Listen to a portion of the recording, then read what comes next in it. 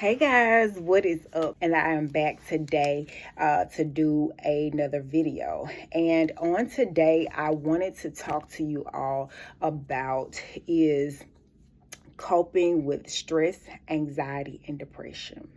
Coping with stress, anxiety, and depression. Y'all, the temperature of the country is going to get and even beyond these borders, y'all, they're going to get a lot worse before they get better. So if you are having issues managing your stress, anxiety, and depression now, this is the time now to go ahead and make journaling a part of your management system, honey, a part of your coping techniques, a part of managing your depression, your anxiety, your stress level, your trauma, whatever you're dealing with. It is, go ahead and start doing it now. I find that doing regular journaling and just unloading my feelings, I find that doing that maybe a few times a week does me good. But I find that doing gratitude journaling every single day is amazing. I hear some people say start at the baseline, think of 2 things every day that you are thankful for. But me, I'm totally opposite. I do better when I set like time limits. I do 15 minutes of gratitude journaling. When I do that every single day, y'all, there are statistical data that shows that helps to improve your mood, that helps to improve depression. It shows to improve with your stress management. It improves your anxiety levels, y'all. These things are so basic that they are very small, that they are often overlooked. And I did a video the other day and I put it on my IG, and I think I did a reel on it on Facebook. But I talked about the importance of doing stress management and managing your depression and journaling and things like that. I talked about the importance of doing that, not just because it's simple, but some of us come from cultures, aka, especially when you growed up in black homes with a whole black mama, baby, you know, those particular cultures, some of us, we were not allowed to have a voice. A lot of us were not allowed to have an opinion or a say so because you were a child and you stayed in a child's place.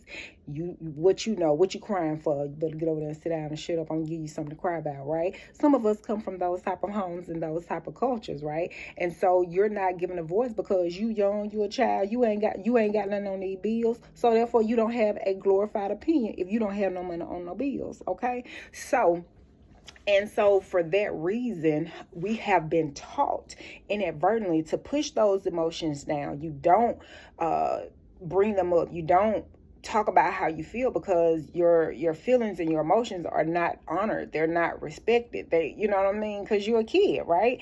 And not only that, to then you looking over in the lane or the avenue of conflict resolution. So now you're being raised not to communicate and express how you feel, and you're suppressing your emotions, and it's building up and it's building up and it's building up, and it's only a matter of time before you explode. You're also experiencing in some of them black homes, you know what I'm saying, we not taught how to resolve conflict. We get the fight and then we just ignore each other for a couple of days, couple of weeks, and then one day out the blue we just start back talking again. We ain't talking about why we fought. We not talking about we have disagreement. We not talking about what we can do to change things so we can have less fights or less disagreements. What are we gonna do to respect the other person or make them respect us, vice versa? Like, we're not taught those things. And journaling helps with conflict resolution. Baby, we can turn on the news, we can go outside, we can call up somebody on the phone, we can get on social media, and we can see people in various different communities that have problems with resolving conflict. And we cannot keep going around and acting as if this ain't real. We cannot go around and acting as if it don't exist. Like, we just can't, y'all. We just cannot do it. And we have to be honest, because in order to be a free people, baby, you got to first be honest. In order to be a free person, you got to first be honest with yourself. And for me, if you ain't gonna be honest with nobody, you need to be honest with you and the creator that made you, because the creator made you, know you, and can fix you if you want to change. But it's going to take you to have to want to change and to surrender to that change and want to make the practical apply the practical techniques that it will that it is going to require in order for you to change. And in saying all of that, I know that you're like, okay, how does journaling help with conflict resolution?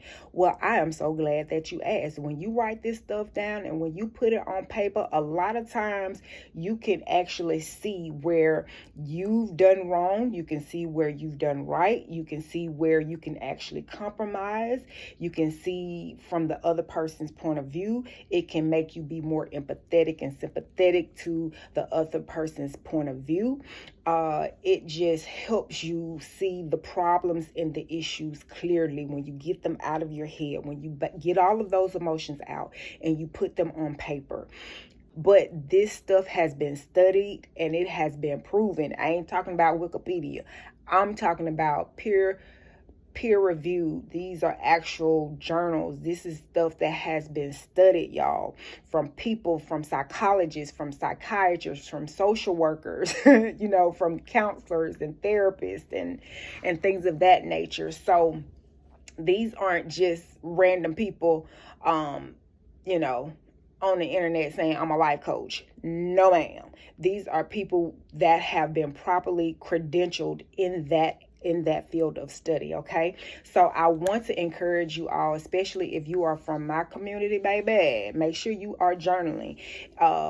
But yeah, make sure you all are journaling. Make sure you are doing your gratitude journaling daily if possible. And just the other type of journaling, you could do that a few times a week. I think it is actually recommended to do that at least 3 times a week for 15 minutes. So yeah, but I just focus on doing my gratitude journaling for 15 minutes daily, and that does work wonders for your mental health, managing stress, anxiety, and depression, and all the things. Okay, so if y'all have any questions, definitely let me know. Other than that, I look forward to seeing you guys in the next video. Okay, bye.